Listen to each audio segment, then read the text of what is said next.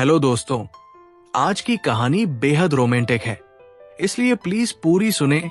Aunty की बेटी का मेरे घर पर होना मुझे बेचैन कर रहा था। करीब आंधी रात का समय था जब मुझे प्यास लगी थी। मैं पानी पीने के लिए रसोई में गया। जब मैं पानी पीकर वापस अपने कमरे में जा रहा था, तब मेरी नजर अचानक सोफे पर सोई हुई आंटी की बेटी पर पड़ी। रात की हल्की रोशनी में कविता की छवि कुछ और ही नजर आ रही थी। वो किसी अप्सरा जैसी लग रही थी। उसके लंबे बाल उसके गालों को छू रहे थे और वो सोते समय बार बार अपने बालों को साइड में करने की कोशिश कर रही थी।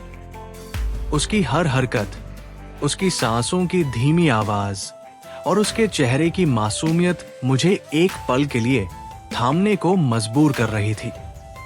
मैंने खुद को रोकने की कोशिश की, लेकिन कविता की खूबसूरती उस रात जैसी और भी ज्यादा बढ़ गई थी। उस रात बारिश की तेज आवाजें और बिजली की कड़क मेरे मन की बेचैनी को और भी ज्यादा बढ़ा रही थी। कविता सोफे पर लेटी हुई थी और मैं उसके चेहरे को उसकी मासूमियत और सुंदरता में खोया हुआ था। उसके चेहरे पर बिखरे बालों की लटें उसे और भी ज्यादा आकर्षक बना रही थी। तब एक जोरदार बिजली चमकी और कविता ने घबराहट में मुझे कसकर गले लगा लिया। उसके इस अचानक स्पर्श ने मुझे अंतर तक हिलाकर रख दिया था। मैं आखिर क्या करता? मैं भी एक मर्द था। मैं अपने मन को काबू में न रख सका और फिर उस रात मैंने कविता को। हेलो दोस्तों, स्वागत है आप सभी का हमारी एक और रोमांचक कहानी में। उम्मीद करती हूं आपको ये कहानी बेहद पसंद आएगी। मेरा नाम निखिल है और मैं एक स्कूल में टीचर हूं। मेरी शादी को 3 साल हो चुके हैं और मेरी पत्नी सुमन अब मां बनने वाली है। सुमन दिखने में बेहद सुंदर है और मैं उसका बहुत ख्याल रखता हूं।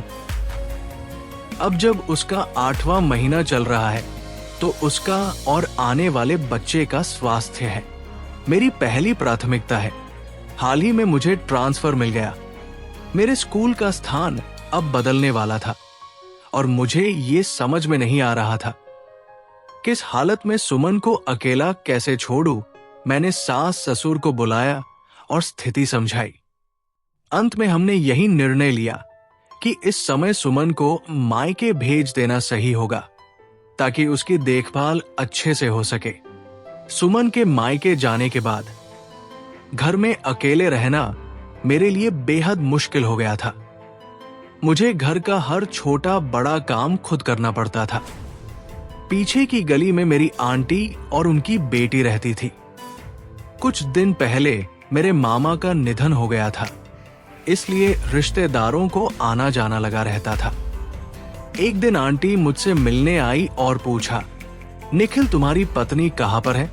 मैंने उन्हें सब कुछ बताया। बातचीत के दौरान मैंने आंटी से कहा कि मुझे घर के काम काज के लिए किसी की मदद की जरूरत है।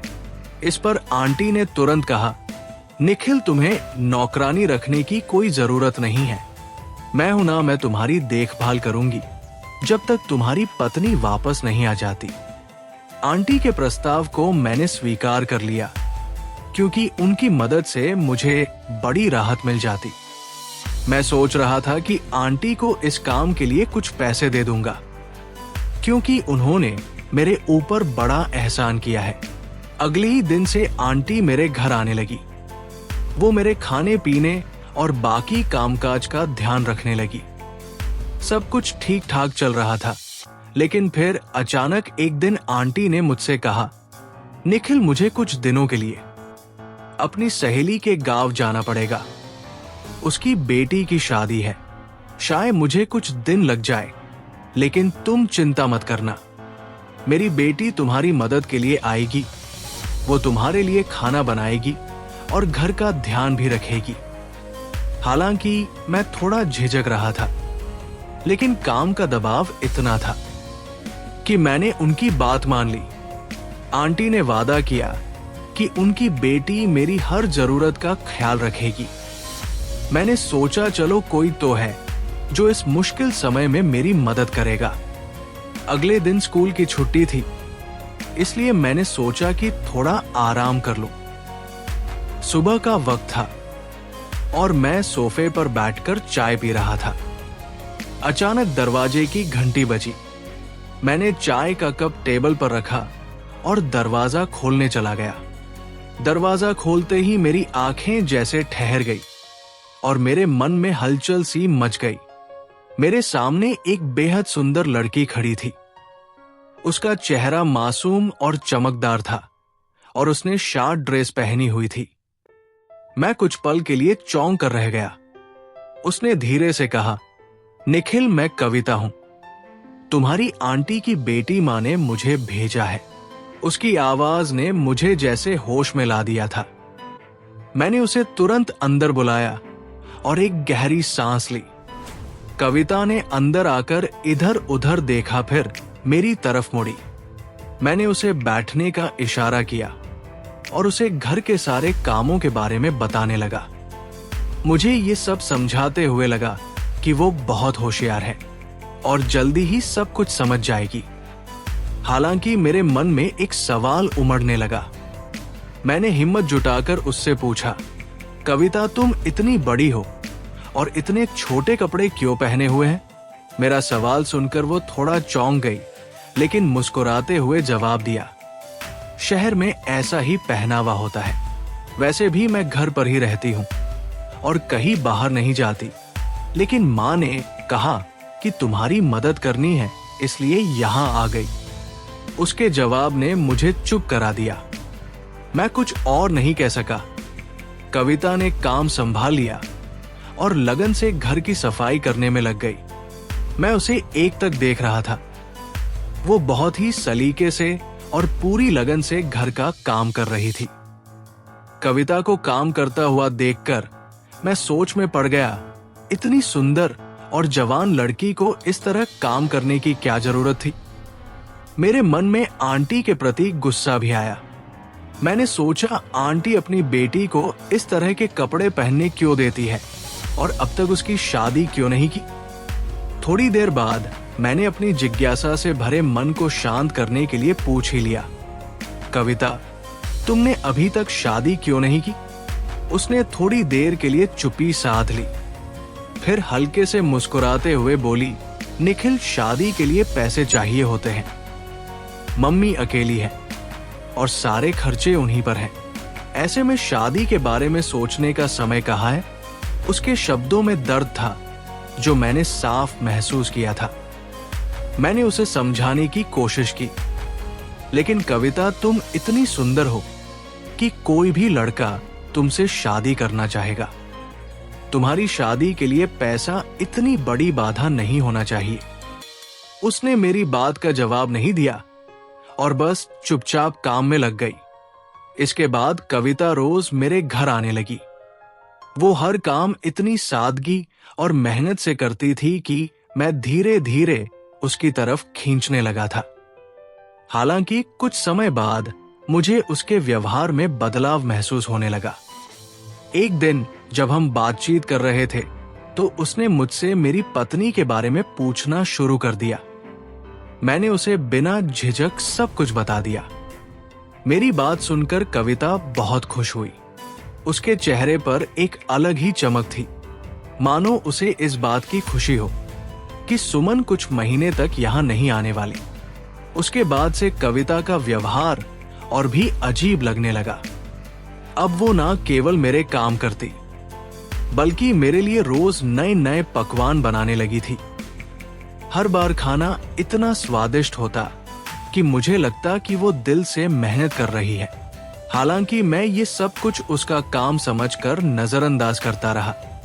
कुछ दिनों बाद मैंने महसूस किया कि रिया मेरी पसंद का ध्यान रखने लगी है। वो मेरी पसंद के कपड़े पहनती और मेरे शरों को समझने की कोशिश करती। मैंने कई बार उससे कहा, कविता, तुम्हें जितना कहा है बस उतना ही काम करो, लेकिन वो कभी नहीं सुनती। धीरे धीरे मुझे लगने लगा कि कविता मेरी पत्नी की तरह व्यवहार करने लगी है।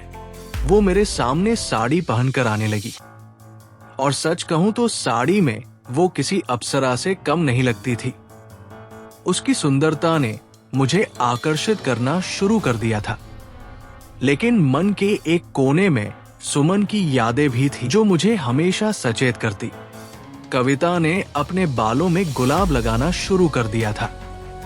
उसके बालों से गुलाब की खुशबू आती थी जो पूरे घर को महका देती थी। जब भी वो मेरे करीब होती, उस खुशबू से मेरा मन भर जाता। कविता का ये बदला हुआ रूप मुझे उलझन में डालने लगा था। एक दिन मैंने कविता से आंटी के बारे में पूछा, कविता आंटी कब तक वापस आएंगी? उसने जवाब दिया, निखिल जी शादी के लिए मां गांव गई है। वो शादी अभी तक हुई नहीं है। शायद उन्हें कुछ और दिन वहां रुकना पड़ेगा। उसका ये जवाब मुझे ठीक लगा और मैंने कहा, ठीक है, जैसे भी है मां से कहो कि जल्दी लौटे। लेकिन उसके बाद कविता का व्यवहार और भी ज्यादा बदल गया। अब वो रोज साड़ी पहनकर आने लगी थी और उसकी साड़ी के साथ उसके बालों में लगा गुलाब उसकी सुंदरता को और भी बढ़ा देता। वो घर के कामों को इस तरह से करती कि मुझे अब एहसास होने लगा कि वो केवल काम करने के लिए नहीं, बल्कि मेरे करीब आने के लिए ऐसा कर रही है। हालांकि कविता की इस कोशिश के बावजूद मुझे अपनी पत्नी सुमन की बहुत याद आती थी। सुमन की मासूमियत और उसके प्रति मेरी जिम्मेदारी का एहसास मुझे कविता के बारे में कुछ भी गलत सोचने से रोकता था। मैंने एक दिन कविता से कहा, तुम फुल ड्रेस पहनकर आया करो। शॉर्ट ड्रेस में मैं असहज महसूस करता हूं। कविता ने मेरे इस अनुरोध को गंभीरता से नहीं दिया। वो हमेशा आत्मविश्वास से भरी रहती थी, जैसे उसे इस बात की कोई परवाह ही नहीं की। मैं क्या सोचता हूं, वो इतनी निडर और सहज थी कि उसे अपने पहनावे या व्यवहार से कोई कमी नजर नहीं आती थी। फिर एक दिन ऐसा हुआ जिसने मेरे पूरे जीवन को अस्त व्यस्त कर दिया। मुझे अब भी यकीन नहीं होता कि ये सब मेरे साथ हुआ। उस दिन कविता ने रोज की तरह सारे काम खत्म किए और घर जाने के लिए तैयार थी। तभी अचानक तेज बारिश शुरू हो गई। बारिश इतनी तेज थी कि बाहर निकलना मुश्किल हो गया। कविता के पास छाता भी नहीं था और उसका घर भी दूर था। मैंने उसकी स्थिति को देखते हुए कहा, कविता आज रात तुम यहीं पर रुक जाओ। इतनी तेज बारिश में बाहर जाना ठीक नहीं होगा। कविता ने थोड़ी झिझक के साथ मेरी बात मान ली। मैंने उसे समझाया कि आंटी गांव में है और उसके घर पर कोई नहीं है, इसलिए उसके लिए यहां रुकना ही बेहतर होगा। कविता ने रुकने का फैसला किया और वो किचन में जाकर हमारे लिए खाना बनाने लगी। जब तक खाना तैयार हुआ, बारिश और भी ज्यादा तेज हो चुकी थी। हम दोनों ने साथ में खाना खाया। कविता का स्वभाव बहुत हल्का फुल्का और सहज था, इसलिए बातचीत के दौरान मेरी झिझक भी कम हो गई। खाने के बाद मैंने कविता से कहा, तुम हॉल में सोफी पर सो जाओ और मैं अपने कमरे में सोने जा रहा हूं। वो दिन भर के काम से थकी हुई थी, इसलिए जल्दी ही सो गई। मैं अपने कमरे में जाकर मोबाइल पर कुछ देखने लगा, लेकिन मेरा मन विचलित था। कविता का यहां होना मुझे बेचैन कर रहा था। करीब आंधी रात का समय था जब मुझे प्यास लगी थी। मैं पानी पीने के लिए रसोई में गया। जब मैं पानी पीकर वापस अपने कमरे में जा रहा था, तब मेरी नजर अचानक सोफे पर सोई हुई कविता पर पड़ी। रात की हल्की रोशनी में कविता की छवि कुछ और ही नजर आ रही थी। वो किसी अप्सरा से कम नहीं लग रही थी। उसके लंबे बाल उसके गालों को छू रहे थे और वो सोते समय बार बार अपने बालों को साइड में करने की कोशिश कर रही थी। उसकी हर हरकत, उसकी सांसों की धीमी आवाज और उसके चेहरे की मासूमियत मुझे एक पल के लिए थामने को मजबूर कर रही थी। मैंने खुद को रोकने की कोशिश की, लेकिन कविता की खूबसूरती उस रात जैसे और भी ज्यादा बढ़ गई थी। उस रात बारिश की तेज आवाजें और बिजली की कड़क मेरे मन की बेचैनी को और बढ़ा रही थी। कविता सोफे पर लेटी हुई थी और मैं उसके चेहरे की मासूमियत और सुंदरता में खोया हुआ था। उसके चेहरे पर बिखरे बालों की लटें उसे और भी आकर्षक बना रही थी। तभी एक जोरदार बिजली चमकी और कविता ने घबराहट में मुझे कसकर गले लगा लिया। उसके इस अचानक स्पर्श ने मुझे अंदर तक हिलाकर रख दिया था। वो डरी हुई थी और मैं उसे शांत करने के लिए उसकी पीठ थपथपाने लगा, लेकिन उसके स्पर्श ने मेरे अंदर एक अलग ही भावना जगा दी थी। मैं खुद को रोकने की कोशिश कर रहा था, लेकिन उसका डर और मेरे करीब आना मेरी इच्छाएं को नियंत्रण से बाहर कर रहा था। मैंने भी कविता को कसकर गले लगा लिया।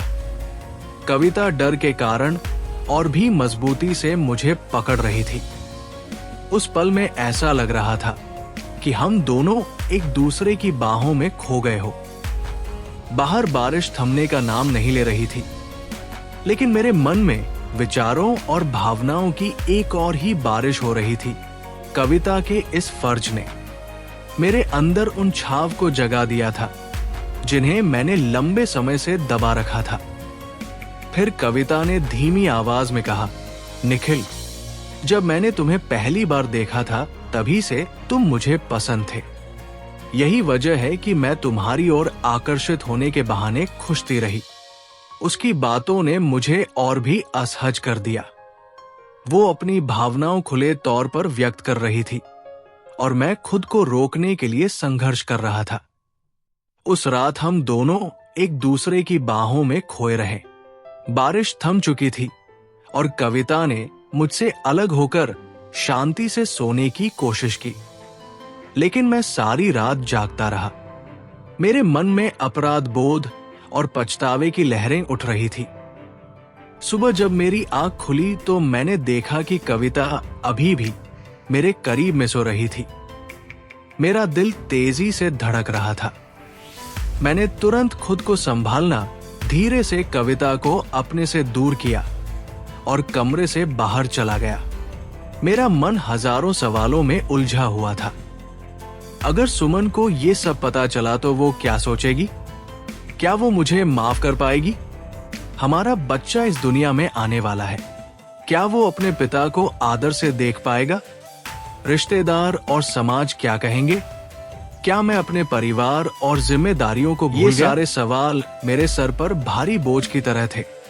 मैंने खुद को कोसना शुरू कर दिया। कुछ देर बाद कविता ने स्नान करके मेरे कमरे में प्रवेश किया।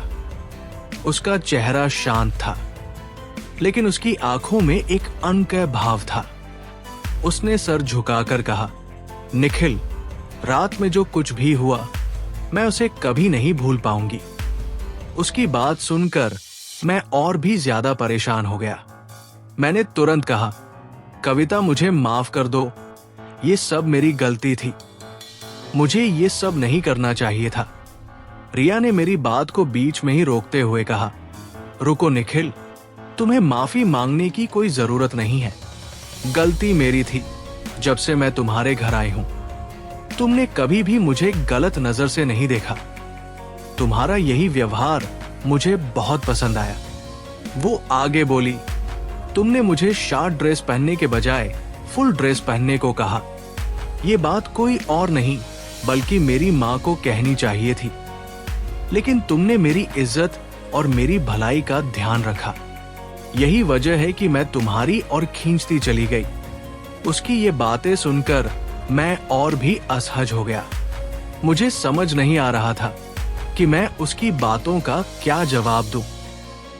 उसने कहा, निखिल, मैं तुम्हारे साथ अकेली घर में रहने के बावजूद तुमने मेरा कभी गलत फायदा नहीं उठाया और इससे मुझे तुम्हारी पत्नी के भाग्य पर जलन होती थी।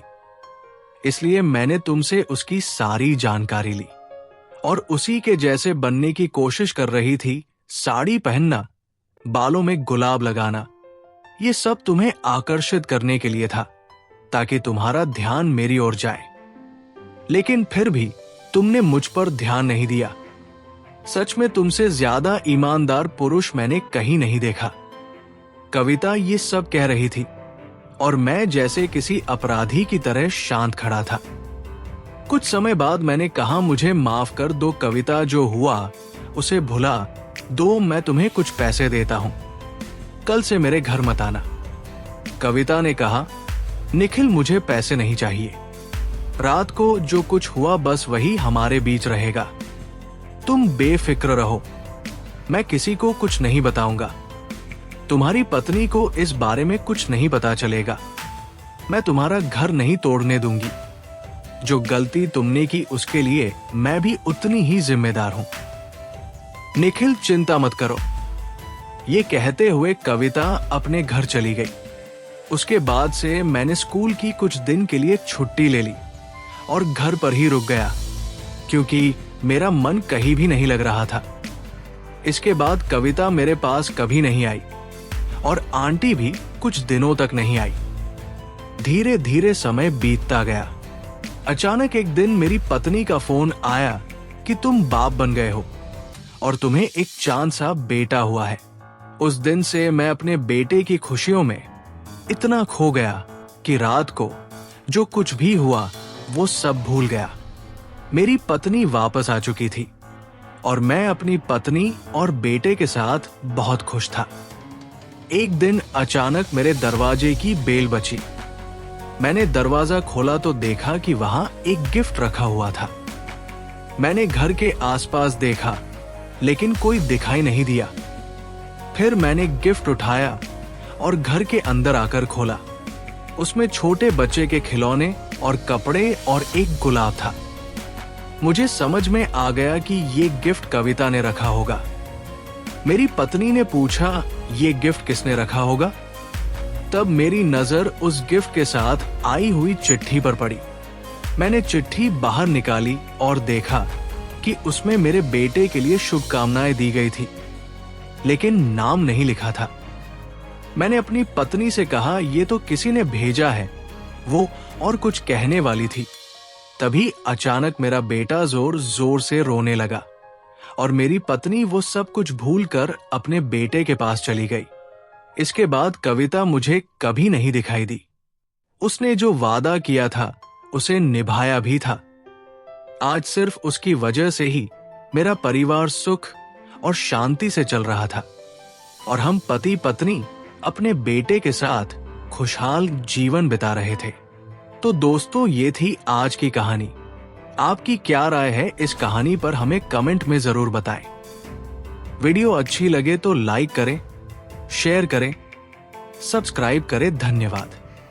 माही को रुद्र अपनी तरफ देखते हुए महसूस किया तो वह माही की तरफ देखने लगा और कहने लगा, क्या हुआ, कुछ प्रॉब्लम है? माही अपने होश में आई और सिर्फ ना में सर हिलाई। रुद्र कहने लगा, चलो डिनर करते हैं। इतना कहकर माही को गोद में उठा लिया और जाने लगा, पर यह देखकर कि माही कहने लगी, नहीं मैं चलती हूँ ना, मैं चली जाऊँगी खुद से ही। रुद्र कहने लगा, जी नहीं, मैं ले चल रहा हूँ ना। माही उसे मना कर रही थी, मगर रुद्र मान जाए ऐसा भला हो सकता था? वह दूसरों से अपनी बात मनवा सकता है, मगर दूसरों की बात मानना उसके डिक्शनरी में नहीं था। वह सीधे माही को डाइनिंग एरिया के चेयर पर ले जाकर बैठा दिया। फिर सर्वेंट से कहने लगा, डिनर सर्व करो। माही मुंह बनाते हुए कहने लगी, मेरा मन नहीं है खाने को, और यही बात मैं कब से बोलने की कोशिश कर रही हूँ कि मुझे भूख नहीं है। यह सुनकर के रुद्र कहने लगा, भूख नहीं है? क्यों नहीं है? यह सारी बातें जो भी हुआ है वह अभी तक सोच रही हो ना तुम? यह सुनकर के माही कहने लगी, जी नहीं, मैं वह सब नहीं सोच रही हूँ, मगर प्लीज़ मुझे भूख नहीं है ना। रुद्र कहने लगा, तुम बस थोड़ा सा खा लो, थोड़ा सा खाओगी तो मन करने लगेगा, और नहीं खाने का मन है तो जूस भी पी लो या दूध पी लो, कुछ तो खाना पड़ेगा। बिना खाए मैं यहाँ से जाने नहीं दूंगा तुम्हें।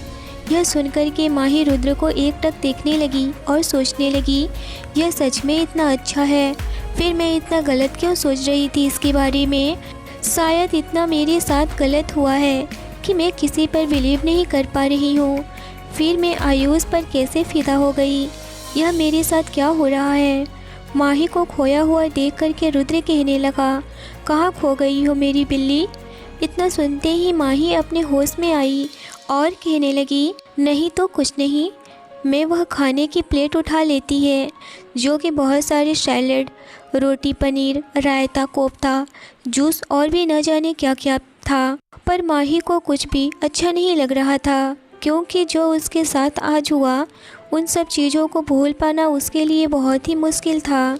उसके लिए क्या, अगर कोई भी लड़की के साथ ऐसा होता तो यह भूल पाना नामुमकिन था। रुद्र सब समझ रहा था कि माही को क्या प्रॉब्लम हो रहा है, पर वह माही को उन सब चीज़ों से निकालना चाहता था और वह माही को ज़बरदस्ती खाने को बोला। माही थोड़ा सा खाना स्टार्ट कर दी थी, तभी उसके फ़ोन की रिंग बजी थी। वह जब देखती है तो वह कोई और नहीं बल्कि आयुष था। रुद्र भी आयुष का नंबर देख चुका था। रुद्र बोला, मैं देखता हूँ, तुम खाना खाओ। वह नहीं चाहता था कि आयुष माही से बात करे या फिर माही आयुष से बात करे। वैसे भी माही का मूड आज बिल्कुल भी ठीक नहीं था, तो वह किसी से बात करना नहीं चाहती थी।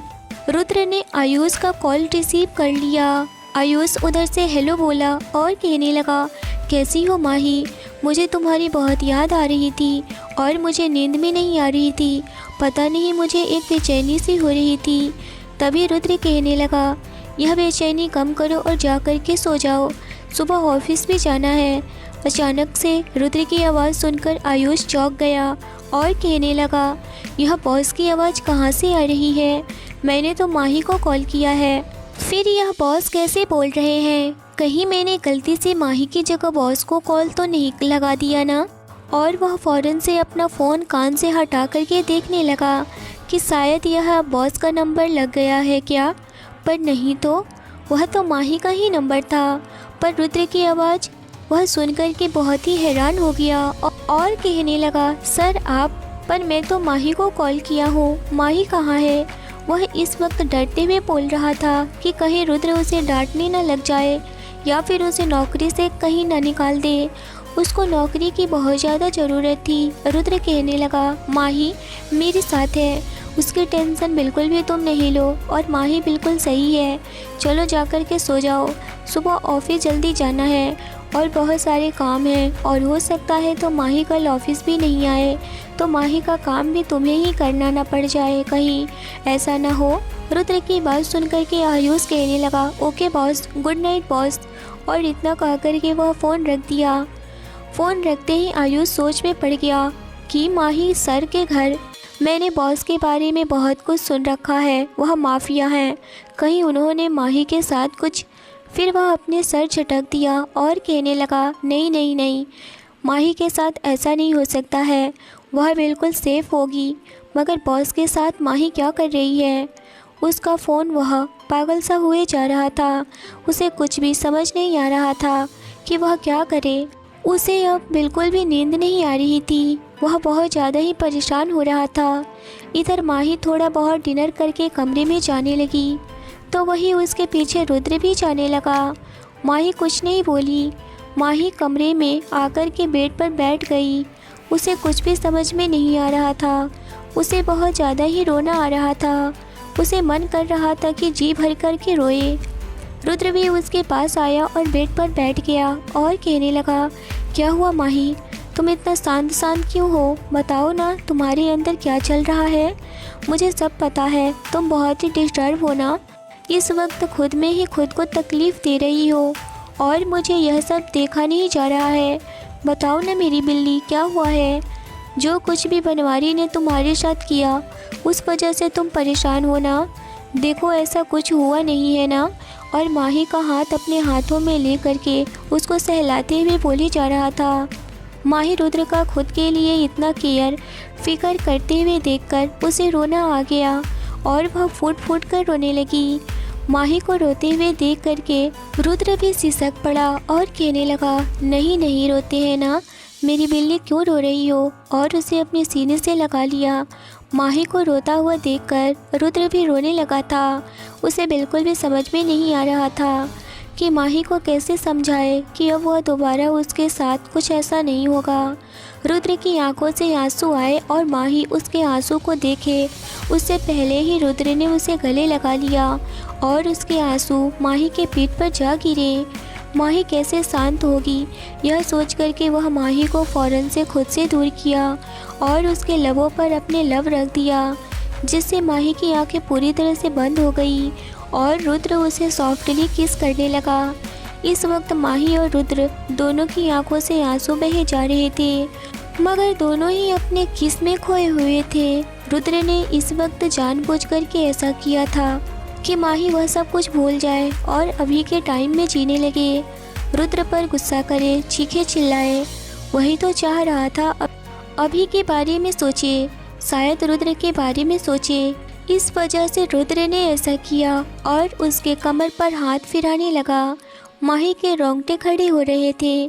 माही चाहकर भी रुद्र को आज दूर नहीं कर रही थी खुद से।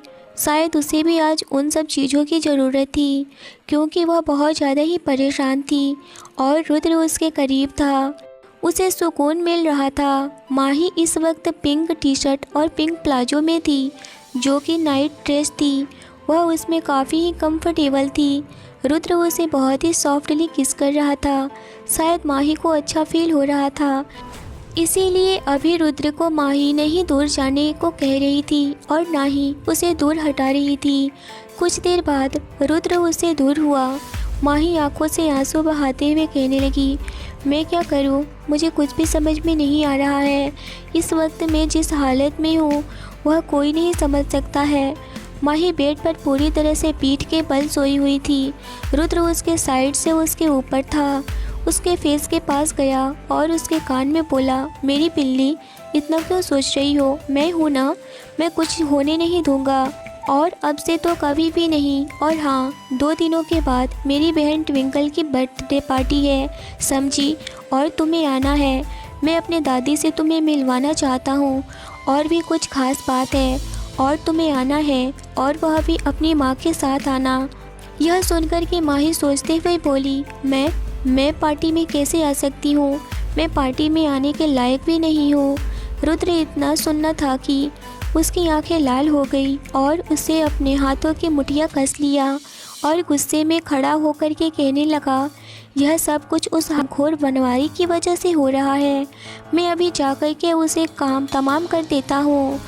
मुझे यह काम बहुत पहले कर देना चाहिए था, मगर मैं पहले कर दिया होता तो आज तुम इतना परेशान नहीं होती। माही, मुझसे बहुत बड़ी गलती हो गई है, मुझे माफ़ कर दो, मगर मैं अपनी गलती सुधार कर ही रहूँगा।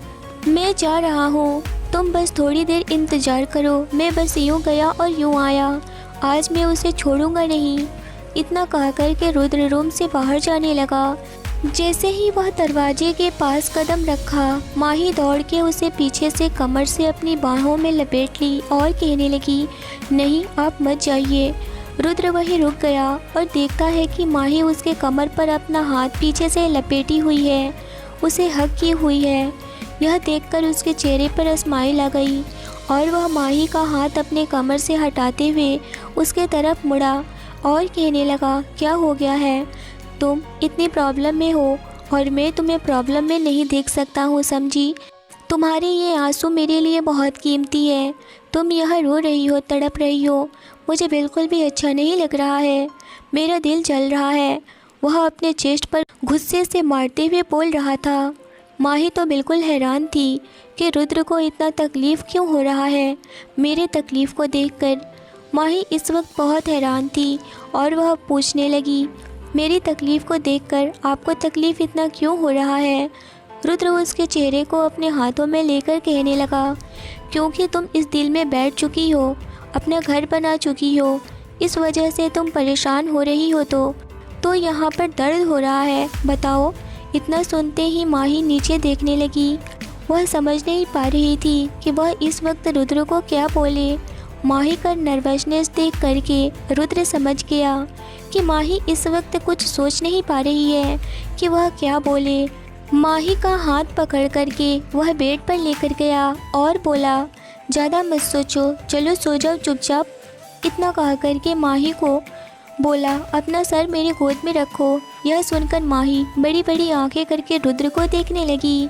उसको देखते हुए देखकर रुद्र कहने लगा, अब मैं इतनी बड़ी आंखें करके तुम्हें देखने के लिए नहीं कहा है मेरी बिल्ली, चलो जल्दी से मेरे गोद में अपना सर रखो। और वह यह बात इशारा करते हुए कह रहा था। माही कुछ नहीं बोलती है और उसके गोद में अपना सर रख देती है। आज माही को बहुत ज़्यादा ही सुकून मिल रहा था और अपनी आंखें बंद कर ली। कुछ ही देर में माही को गहरी नींद आ गई। रुद्र उसके सर को सहलाए जा रहा था जिससे कि माही सो जाए और उसे कोई भी प्रॉब्लम ना हो। वह सो जाएगी, उसे आराम मिल जाएगा, वह ज़्यादा सोचेगी नहीं। इसीलिए उसे सोने दिया और खुद पेट की साइड से टेक लगा करके आंखें बंद कर लिया और सोने की कोशिश करने लगा। सुबह जब माही की आँख खुली तो वह देखती है कि वह रुद्र के गोद में सोई हुई है। वह फ़ौरन उठकर बैठ गई और रुद्र जो अभी भी बेड से टिक लगाकर सोए हुए था, उसे देखकर माही सोच में पड़ गई कि यह इंसान इतना अच्छा है या फिर दिखा रहा है मुझे। वह अभी कुछ भी समझ नहीं पा रही थी। वह अपने सोचों में गुम थी कि कुछ ही देर में अपने सोचों से बाहर आई और वॉशरूम में चली गई। तभी रुद्र की आंखें खुली। कमरे में माही को न देखकर वह बेचैन हो उठा और बालकनी के साइड देखा, उधर भी माही नहीं थी। वह बाहर सर्वेंट से चिल्लाते हुए पूछने लगा, माही कहाँ है? सर्वेंट कहने लगी, माही मैडम इधर नहीं आई हैं, अभी तो वह कमरे में ही हैं। रुद्र फ़ौरन से वॉशरूम का दरवाज़ा देखा तो दरवाज़ा लॉक था, पर माही कोई रिप्लाई नहीं दे रही थी। तो वह समझ गया कि माही अंदर है। अभी वह दरवाजे के पास जाकर के दरवाज़ा नॉक करने ही वाला था कि माही दरवाज़ा ओपन कर दी, जिससे रुद्र का हाथ दरवाजे से लग कर के फिसल गया और वॉशरूम में पानी गिरा हुआ था, जिस वजह से माही भी फिसल गई। रुद्र उसके ऊपर गिर गया, क्योंकि जब रुद्र दरवाज़ा नॉक कर रहा था तो दरवाजे के ऊपर ही वह अपनी पूरी बॉडी को टेक लगाए हुए था। माही ने जब दरवाज़ा खोला तो रुद्र अपना बैलेंस नहीं बना पाया, जिससे वह माही के ऊपर गिर गया और माही वॉशरूम के फर्श पर पानी गिरने के कारण वह स्लिप कर गई और रुद्र उसके ऊपर था, माही उसके नीचे। माही गिरने की वजह से उसकी कमर में बहुत ज़्यादा ही चोट आई थी। माही के मुंह से आह की आवाज़ सुनकर रुद्र बड़ी बड़ी आंखें किए हुए माही को देखने लगा, पर वह माही से कुछ पूछ पाता। उसके होठ माही के होठों पर जा लगे थे, जिस वजह से रुद्र माही को किस करने लगा। माही इन सब चीज़ों के लिए बिल्कुल भी रेडी नहीं थी। वह इस वक्त बाथरूम पहनी हुई थी। रुद्र उसके ऊपर गिरा था, जिस वजह से बाथरूम उसका खिसक गया और माही की कमर और पेट साफ नजर आ रहे थे। यह देख कर के रुद्र अपने आप को कंट्रोल नहीं कर पाया और वह माही की कमर पर हाथ रख दिया और उसे ज़ोर से दबा दिया। माही को बहुत ज़्यादा ही पेन हो रहा था इस वक्त, क्योंकि उसके कमर में बहुत तेज़ चोट लगी थी। रुद्र तो इस वक्त किस करने में ही भूल चुका था कि माही को दर्द भी हो रहा है। लंबे किस के बाद रुद्र ने माही के लबों से अपने लब को हटाया और माही रुद्र को गुस्सा से देखे जा रही थी, पर बोल कुछ नहीं रही थी। माही को इस तरह से गुस्सा होते हुए देखकर रुद्र कहने लगा, क्या हुआ माही, गुस्सा हो मुझ पर? माही गुस्से से चिल्लाते हुए बोली, आपको मौका चाहिए मेरे करीब आने का, मुझे कमर में चोट लगी हुई है, बहुत ज़्यादा ही दर्द हो रहा है। माही की यह बात सुनकर के रुद्र फ़ौरन से माही को गोद में उठाया और बिस्तर पर ले जाकर सुला दिया और कहने लगा, कहाँ चोट लगी है, बताओ जल्दी मुझे दिखाओ ना, मैं अभी स्प्रे लेकर आता हूँ। और वह स्प्रे लेकर आया और कहने लगा, मैं अभी 2 मिनट में ही तुम्हारे दर्द को छू मंतर कर दे रहा हूँ। इस वक्त भी माही बाथरूम पहनी हुई थी और रुद्र उस बाथरूम को थोड़ा सा खिसकाने को कह रहा था, मगर माही शर्मा रही थी और कहने लगी, मगर मैं नहीं हटाऊंगी। तभी रुद्र उसके करीब आया और उसे अपनी बाहों में खींच लिया और उसके बाथरूम को कमर से खिसका दिया। ये देखकर माही की आंखें बड़ी हो गई। रुद्र फ़ौरन से उसके चोट पर स्प्रे लगा दिया। स्प्रे लगाते ही माही की चीख निकल गई, क्योंकि उस स्प्रे से माही को और ज़्यादा दर्द हो रहा था। रुद्र यह देख कर के माही को अपने सीने से लगा लिया। माही के चोट पर बहुत ही जलन हो रहा था। माही गुस्से में रुद्र के सीने पर दांत लगा दी।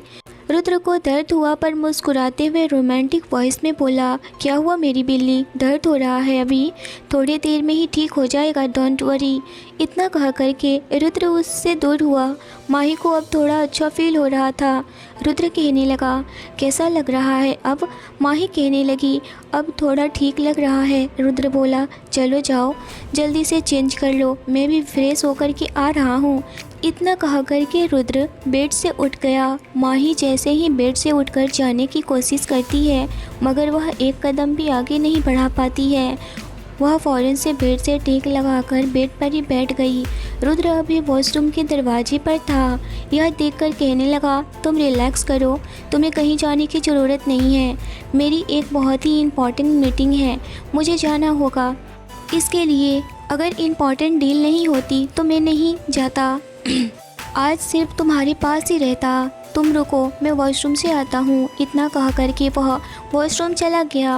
वह शावर ले रहा था, उसकी बॉडी पर शावर का पानी गिर रहा था पर उसके दिमाग में कुछ अलग ही ख्याल चल रहे थे। इस वक्त वह फ़ौरन से वॉशरूम से शावर लेकर आया और प्रताप को कॉल किया और कहने लगा, मेरी आज की मीटिंग कैंसिल कर दो। प्रताप कहने लगा, पर सर यह डील तो बहुत ही हमारे लिए इम्पोर्टेंट है ना।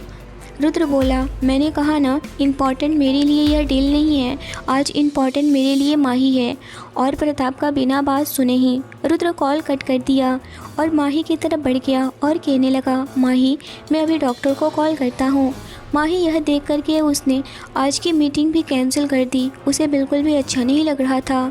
उसने रुद्र का हाथ पकड़ के कहने लगी, प्लीज़ आप जाओ, मैं बिल्कुल ठीक हूँ, आज की मीटिंग बहुत ही ज़रूरी है, मैं अभी बिल्कुल ठीक हूँ, मैं ड्राइवर के साथ हॉस्पिटल चली जा रही हूँ, आप जाओ मीटिंग अटेंड करने, वह काफ़ी ज़रूरी है। यह सुनकर के रुद्र कहने लगा, वह ज़रूरी नहीं है, ज़रूरी तुम हो मेरे लिए और मैं तुम्हारी कोई भी बात नहीं सुनने वाला हूँ, समझी। चलो मैं डॉक्टर को कॉल कर रहा हूँ और डॉक्टर आकर तुम्हें चेक करेंगे। रुद्र के कॉल करने के थोड़ी देर के बाद में ही डॉक्टर आ गए। डॉक्टर ने माही को चेकअप किया। माही इस वक्त चेंज कर चुकी थी। डॉक्टर कहने लगे, बस थोड़ी सी चोट है मसल्स पर, वह हॉट पैक से सिकाई करने से ठीक हो जाएगा, इसमें कोई दिक्कत की बात नहीं है, बाकी सब ठीक है और मैं पेन किलर दे रहा हूँ। वह टैबलेट दे करके चले गए। माही कहने लगी, देखो मैं बिल्कुल ठीक हूँ, आप जाओ, आज की डील बहुत ही इम्पोर्टेंट है और मैं प्रताप जी को मैसेज करके बोल दी है, मीटिंग कैंसिल नहीं करना है। रुद्र आप जाइए, मेरी फ़िक्र नहीं करिए, मैं यहीं हूँ, मैं घर नहीं जा रही हूँ, आपसे मैं यहीं मिलूँगी। रुद्र माही की तरफ देखकर स्माइल करते हुए कहने लगा, क्या मेरी बिल्ली इतनी समझदार हो गई है। आज माही इस बात पर कुछ नहीं बोली। कमला आई और कहने लगी, सर ब्रेकफास्ट रेडी है, यहीं पर लेकर आऊँ। रुद्र बोला, हाँ एक ही प्लेट में हम दोनों का ब्रेकफास्ट लाओ। यह सुनकर के कमला फ़ौरन से किचन में गई और उन दोनों के लिए एक ही प्लेट में लेकर आई। जब अब माही भूल चुकी थी कि रुद्र को ऑफिस जाना है तो जाना है, मतलब वह भी अब जिद्दी थी। रुद्र माही का बात ना माने, अब ऐसा हो नहीं सकता। नाश्ता करके रुद्र कहने लगा, ठीक है मेरी बिल्ली, मैं चलता हूँ, अपना ख्याल रखना, जो भी हो मुझे कॉल करना। और इतना कहकर माही के माथे पर किस किया और ऑफिस के लिए निकल गया। रुद्र को गए हुए 1 घंटा हो गया। माही के फ़ोन पर अंजना जी का फ़ोन आया। माही कहने लगी, माँ मैं बस आ रही हूँ थोड़ी देर में, आप बिल्कुल भी फ़िक्र नहीं करिए। माही डॉक्टर के कहने पर हॉट पैड से सिकाई की थी और वह दवा भी खाई थी तो उसे चोट में काफ़ी रिलैक्स मिला था। वह रुद्र को कॉल करना चाहती थी मगर वह कॉल करती तो रुद्र उसे घर जाने नहीं देता, इसीलिए वह कमरे से नीचे आई और कमला से कह दी, अपने सर से बोल देना मैं घर जा रही हूँ क्योंकि घर जाना बहुत ही इम्पॉर्टेंट है। इतना कहकर माही बाहर चली गई। बाहर ड्राइवर खड़ा था। वह कहने लगा, चलिए मैडम मैं आपको छोड़ देता हूँ। माही ड्राइवर के साथ गाड़ी में बैठ गई। कुछ ही देर में माही घर पहुँच गई। इधर जब रुद्र फार्म हाउस आया तो देखता है माही नहीं है। कमला से वह पूछा। कमला को माही ने जो बोला था उसे कह दिया। रुद्र को बहुत ज़्यादा गुस्सा आया। वह अपनी गाड़ी में बैठा और माही के अपार्टमेंट में चला गया। दरवाज़ा अंजना जी ने खोला था। रुद्र इस वक्त काफ़ी गुस्से में था मगर वह अंजना जी को देखकर अपना गुस्सा शांत किया और अंदर गया। अंजना जी कहने लगी, कैसे हो बेटा, कैसे आना हुआ। रुद्र कहने लगा, मैं अच्छा हूँ आंटी, वह माही के लिए आया हूँ। माही कैसी है, ठीक तो है ना। अंजना जी को अभी तक पता नहीं था कि माही को चोट लगी है। इससे वह अनजान थी और कहने लगी, क्या क्या हुआ है माही को? उसने तो मुझे कुछ भी नहीं बताया है। यह सुनकर के रुद्र कहने लगा, नहीं, वो एक्चुअली ऑफिस में माही को चोट लग गई थी कमर में और वह बिना बताए ही घर आ गई। रुद्र की बात सुनकर अंजना जी माही के कमरे में गई और माही इस वक्त सो रही थी। अंजना जी ने माही को उठाए और कहने लगी, बेटा तुम्हारे बॉस आए हैं। रुद्र का नाम सुन के माही फौरन से उठ बैठी और वह बाहर आई। देखी तो रुद्र सोफे पर बैठा हुआ था, उसे बहुत ही गुस्से भरी निगाहों से देख रहा था। यह देख करके माही कहने लगी, मुझे माँ का कॉल आया था, इस वजह से मैं आ गई। रुद्र बोला, मुझे तो बताना चाहिए था ना, मैं कितना परेशान हो गया था तुम्हारे लिए। अच्छा ठीक है, अब तुम ठीक हो ना, फिर मैं चलता हूँ। और हाँ आंटी, एक बात और, मेरी बहन का कल बर्थडे है, आपको आना है और कोई भी बहाना नहीं चलेगा। अंजना जी यह सुन कर के कहने लगी, ठीक है बेटा, मैं ज़रूर आऊँगी। माही तुम्हें भी आना है। रुद्र यह कह करके माही के अपार्टमेंट से वह चला गया। वही नेक्स्ट डे रात का वक्त, आज रुद्र के घर में पार्टी थी तो सभी एम्प्लॉय को इनवाइट किया गया था। इसमें आयुष भी था। इस वक्त माही मन ही मन खुश हो रही थी कि आज वह आयुष के साथ थोड़ा टाइम स्पेंड कर पाएगी। वह तो ऑफिस भी नहीं गई थी 2 दिन से और आयुष से मिली भी नहीं थी, जिस वजह से वह थोड़ी उदास थी। पता नहीं क्यों उसके दिमाग में आयुष घूम रहा था। रुद्र ने बहुत ही शानदार पार्टी रखी हुई थी। रुद्र ने माही को बहुत ही स्पेशल इनवाइट किया हुआ था, बहुत फोर्सफुली पार्टी में आने को बोला था। माही पार्टी में जाने को तैयार हो रही थी, पर वह कंफ्यूज थी कि वह क्या पहने। माही अपनी माँ से पूछने लगी, माँ मैं क्या पहन कर जाऊँ, आप ज़रा मेरी मदद कीजिए ना। अंजना जी हैरान होकर के बोली, क्या बात है बेटा, तुम तो ऐसे एक्साइटेड हो रही हो जैसे कि तुम बॉस की पार्टी में नहीं डेट पर जा रही हो। यह सुनकर के माही अंजना जी के पास गई और कहने लगी, नहीं माँ, ऐसी कोई बात नहीं है, आप भी ना क्या बात करती रहती हैं। अंजना जी तो माही को छेड़ रही थी और छेड़ते हुए कहने लगी, अच्छा, फिर यह चुपके स्माइल क्यों हो रही है मेरी बेटी? तुम अपने बॉस को बिना बताए हुए आ गई थी तो वह भी आ गए थे ना तुम्हारे पीछे, तुम्हें कॉल भी तो कर सकते थे ना। माही कहने लगी, नहीं माँ, आप क्यों इतना सोच रही हैं, वह बॉस हैं तो एम्प्लॉय का तो टेंशन रह लेंगे ही ना, वह ऐसी बात नहीं है। और रहने दीजिए, मैं खुद से ही जो पहनना होगा वह पहन लूँगी, आप जाइए यहाँ से। इतना कह कर के माही अंजना जी को कमरे से बाहर जाने को बोल दी और वह खुशी खुशी रेडी होने लगी। वहीं दूसरी तरफ रॉय मैंसन पार्टी शुरू हो गई थी। पूरा घर मेहमानों से भरा हुआ था, हर कोई तैयारियों में लगा हुआ था। रुद्र ने ग्रे कलर का सूट पहना हुआ था जिसमें वह काफ़ी हैंडसम लग रहा था। रुद्र ने अक्षय को रूम की तरफ जाते हुए देखा तो आवाज़ लगाकर कहा, अक्षय कहाँ जा रहा है, इधर सुन। रुद्र की आवाज़ सुनकर के अक्षय पास आकर बोला, कुछ नहीं भाई, बस रेडी होने जा रहा हूँ। रुद्र ने अक्षय का कान खींचते हुए कहा, अगर आज तेरी वजह से केक लेट हुआ ना तो तेरी खैर नहीं, कोई लापरवाही नहीं, ओके। अक्षय ने अपना कान छुड़ाने की पूरी कोशिश करते हुए कहा, नहीं भाई, आज कोई गड़बड़ नहीं होगा, सब कुछ परफेक्ट होगा, देखना आप। पर मेरा कान तो छोड़ो ना। रुद्र ने मुस्कुराते हुए उसका कान छोड़कर कहा, वेरी गुड, जाओ जाकर रेडी हो जाओ जल्दी से। यह बता दें कि अक्षय रुद्र का अंकल का बेटा है, जो कि उसके अंकल यहीं पर रहते हैं मगर वह अलग मेंशन में रहते हैं। पार्टी थी तो जिस वजह से अक्षय और उसकी फैमिली आए हुए थे। अक्षय रुद्र की दादी को देखते हुए जो अभी तैयार होकर आई थी, दादी आप तो बहुत ही हॉट लग रही हैं, आप चलिए मेरे साथ आज डांस करते हैं। कल्पना जी ने अक्षय का गाल खींचते हुए कहा, शैतान कहीं का, दादी को तंग करेगा तू।